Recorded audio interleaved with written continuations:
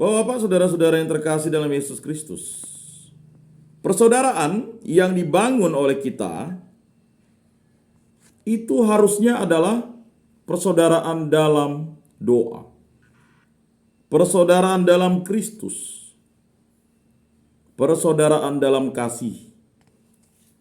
Maka persaudaraan dalam pengudusan, persaudaraan dalam pewartaan, persaudaraan dalam persekutuan, persaudaraan dalam pelayanan, dan persaudaraan dalam kesaksian iman. Itulah 5 tugas gereja itu. Liturgia, kerigma, koinonia, diakonia, martiria. Kalau kita melaksanakan itu, berarti kita hidup dalam persaudaraan sejati dalam Kristus. Nah, apakah pelayanan kita di tempat ini membantu saudara-saudara kita? Ya. Apakah membantu enggak? Saya lihat mungkin ya, ketika itu dipaksakan itu membantu. Tetapi diberikan kebebasan justru malah diselewengkan. Kehadirannya menjadi minim. Ya kan? Bahkan ada yang sudah berpasrah. Rajin pun tidak diberikan remisi. Justru yang belang-belang kambing, tanda tangan sebentar lari, itu cepat. Nah, di situ Tuhan ingin menghajar dan mengajar kita. Ya kan? Contohnya Ayub. Ayub itu diberikan, ya kan, suatu hal yang sebenarnya tidak bisa ditanggung oleh manusia tanpa campur tangan Allah. Memang di situ ada dialog antara Tuhan Allah dan iblis. Iblis itu kan orangnya bukan orang ya, makhluk yang pesimis. Dia pikir itu tidak ada orang yang sabar Ayub. Bahkan Ayub ya kan, godaan iblis itu, 3 sahabatnya suruh Ayub mengutuki Tuhan. Tapi Ayub itu berpasrah. Ya. Dari mulai istri, anak-anaknya meninggal, hartanya habis, udah bau borok, bahkan ditinggalkan istrinya. Tapi apa yang terjadi kan? Allah tidak pernah meninggalkan dia. Ujian yang diberikan itu oleh iblis itu sangat berat kepada Ayub. Karena iblis katakan, tak mungkinlah ada manusia seperti itu. Ya kan? Nah,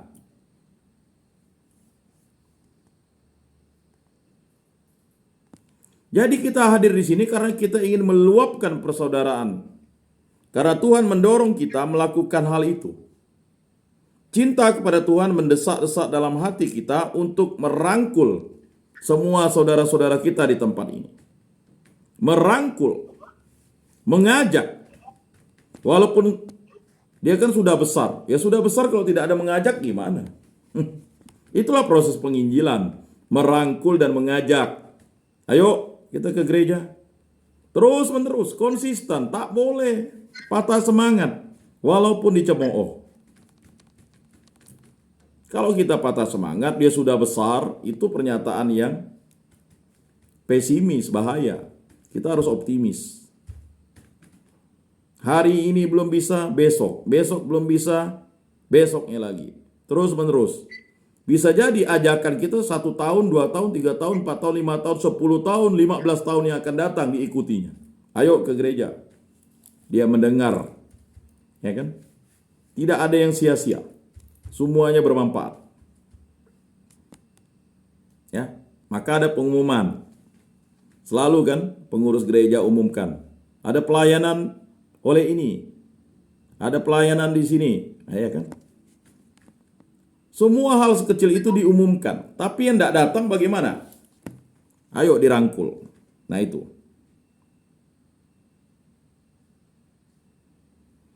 Bagaikan domba yang tidak mempunyai gembala, adakah orang yang mendorong mereka tertarik untuk melakukan itu? Bapak, saudara-saudara yang terkasih kan, ya, bahwa Bapak memimpin diri sendiri dan memimpin kawan-kawan. Bahkan dulu ada pesimistis, ya kan, keluhan. Ya. Kita ini kan berada di tempat ini, Pak. Orang tak mau dengarkan. Tidak masalah orang tak mau dengarkan. Omong dong. Bersaksi dong. Omong dong. Kalau tidak ngomong tuh susah. Ya. Bapak-bapak kan memiliki akal budi, otak. Bahwa Bapak ada organisasi. Masuk dalam Gereja Rutan Okumene kelas 2A Pontianak. Betul kan? Gereja Okumene Rutan kelas 2A Pontianak kan? Ya. Hanya berada di tempat ini bisa berorganisasi bersama di satu tempat, di satu rumah ibadah. Coba nanti keluar, udah masing-masing gereja. Mana lagi mau diajak? Ya kan? Ya karena apa? Proses pemuritannya terus-menerus dan terjadi. Oh Pak, saudara-saudara yang terkasih dalam Yesus Kristus ya. Tadi, orang yang tidak memiliki harta banyak, dia menyerahkan totalitas hidupnya untuk pelayanan. Dengan waktu 24 jam. Waktu kita sama Bapak-bapak. Ya, mau kaya, miskin, tak ada duit, banyak duit, 24 jam. Adakah waktu orang kaya itu? Oh, waktu orang kaya 38 jam. Sampai Tuhan Allah bilang, Allah menurunkan hujan bagi orang yang jahat dan orang yang baik. Disebutnya orang yang jahat dulu kan, dan orang yang baik. Memberikan panas yang sama untuk orang yang jahat dan untuk orang yang baik. Ya. Tenaga kita sama kan Pak, punya 2 kaki 2 tangan, paling skill saja keterampilan. Nah, tetapi masalah duit, harta itu masing-masing lah, itulah yang membedakan. Ya. Kebanyakan kita melihat pelayanan itu diukur pakai materi, tanpa melihat. Nah, itulah sisi penderitaan dalam pelayanan dan itu adalah cambuk bagi kita untuk terus melayani. Justru itulah yang diperhatikan oleh Allah. Maka doa Tuhan Yesus, aku bersyukur kepadamu, ya kan? Semua itu disingkapkan bagi orang-orang kecil. Dan bagi orang-orang yang bijak, ya kan, tidak disingkapkan. Bersyukur.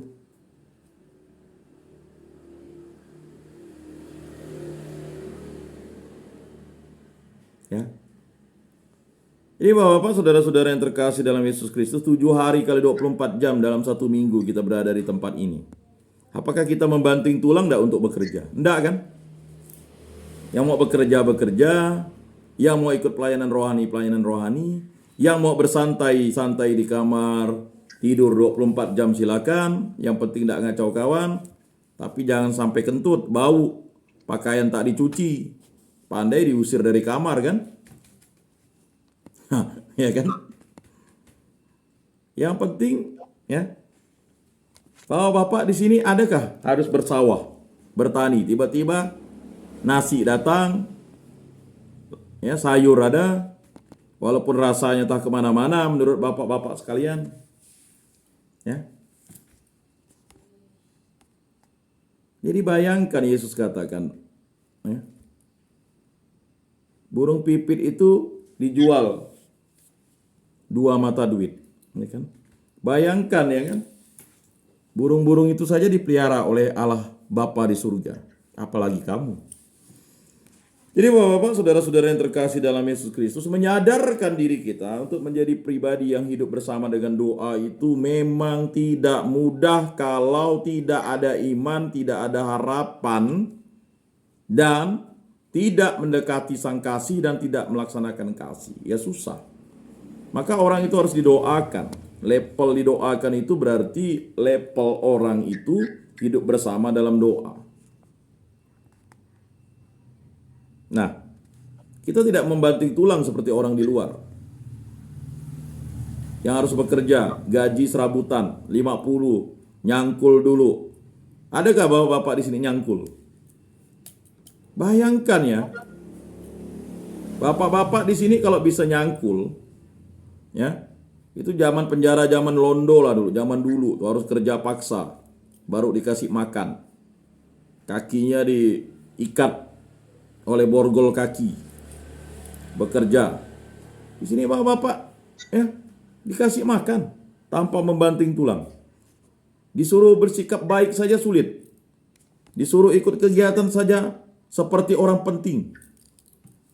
Orang sibuk. Oh, enggak bisa nih saya nih. Ya kan? Kalau setiap hari ikut kegiatan rohani. Karena saya harus ini, itu, ini, itu. Ya kan? Jangankan kegiatan setiap hari. 2 hari sekali tak bisa, 3 hari sekali tak bisa, 4 hari sekali tak bisa. Apalagi hari Minggu malah tidak bisa seminggu sekali. Jadi itulah tadi saya katakan. Kalau kita sudah iman berkadarnya berkurang, harapan tidak ada, ya, cinta kepada Tuhan meredup, ya akibatnya seperti ini. Ya. Apakah pekerjaan kita di tempat ini? Pekerjaan kita adalah, ya, menjadi saksi-saksi, mendengarkan firman dan sabda Tuhan. Datang, duduk, diam, dengar, dan saling bersaksi pun susah. Bagaimana nanti kalau keluar mau melayani? Ya enggak? Ada yang masih nyantai-nyantai di dalam atau di teras ngopi. Ya kan?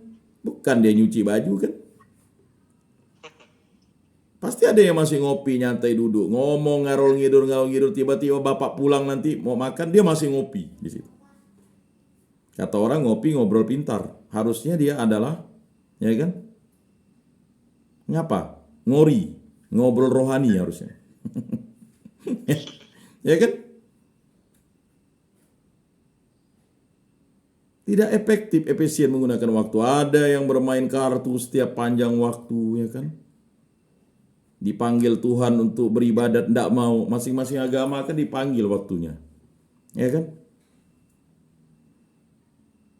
Saya ingat kesaksian seorang ketua umat.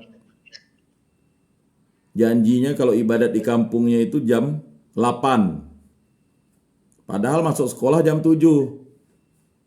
Kalau mau ke lonceng jam 7, umat bilang di situ, aduh terlalu pagi katanya. Aneh juga ya. Sekolah bisa jam 7. Lalulah kesepakatan, ayo jam 8. Aduh katanya baru mandi. Padahal pergi ke sawah, pergi ke ladang jam 5 pagi. Udah berangkat. Lalu lama-lama kesepakatan jam 9.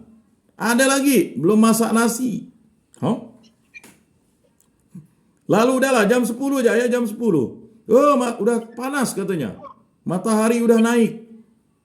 Itu cocok jemur baju. Ya memang lah, memang umat di situ. Ya. Akhirnya mau ke lonceng, dah lah. Kalau ngikut selera umat mau ke lonceng jam 7 dia bilang terlalu pagi. Jam 8 masih mandi. Jam 9 masih masak. Jam 10 sudah mulai panas. Mana yang betul? Akhirnya kesepakatannya di situ, ya kan? Karena katanya kalau udah pagi mau nore, mau ngerendam getah katanya. Banyaklah alasan. Akhirnya ketua umat laksanakan. Jam berapa? 9:30. Ya pintar akal ketua umat tuh, 9:30 kan? Karena tadi jam 7, jam 8, jam 9 enggak bisa. 9:30. Mau alasan apa lagi 9:30? Kan bingung dia. 9:30. Karena ya. Nah, iya. Akhirnya 9:30. Kelenteng dia. Nah, akhirnya apa? Berkat Tuhan bagi dia. Ikut kuliah KJJ. Lalu dia ngonor di SD-nya. Ngambil kuliah KJJ. Lalu sekarang dia sarjana agama di kampungnya. Pertama sarjana di kampung itu akibat mukul lonceng gereja. Lalu jadi guru PNS.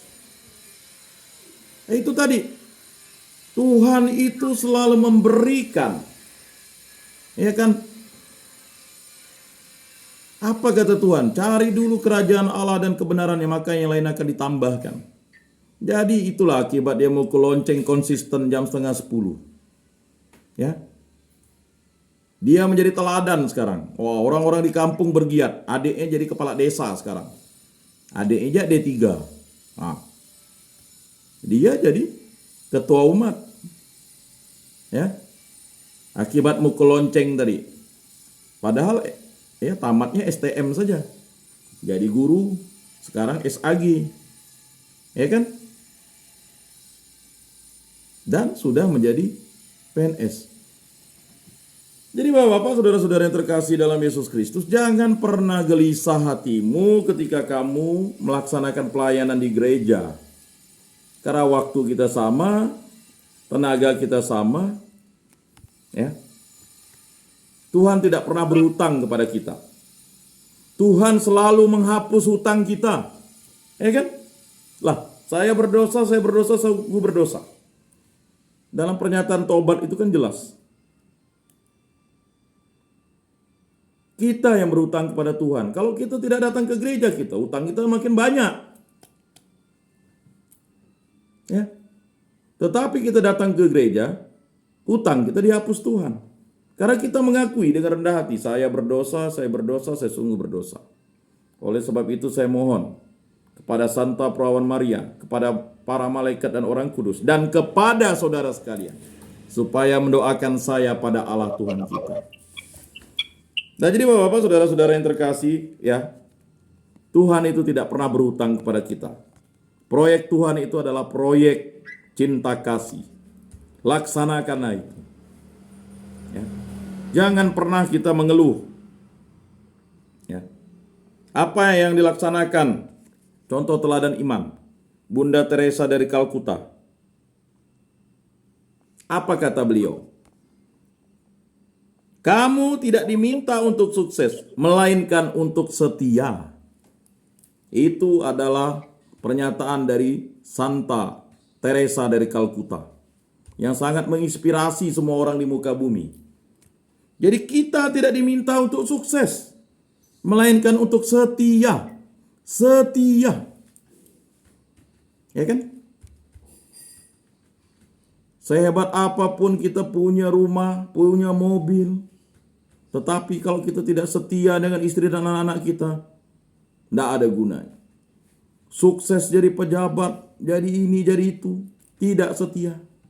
Ya kita semua sudah dicambuk lah. Jadi kesetiaan kepada Tuhan itulah yang mendorong kita, karena menyadari bahwa Tuhan lebih dahulu setia kepada kita. Ingat, Tuhan lebih dulu setia kepada kita. Jadi Bapak-bapak, saudara-saudara yang terkasih, demikianlah bimbingan dan penyuluhan kita pada hari ini. Jika ada pertanyaan, silakan.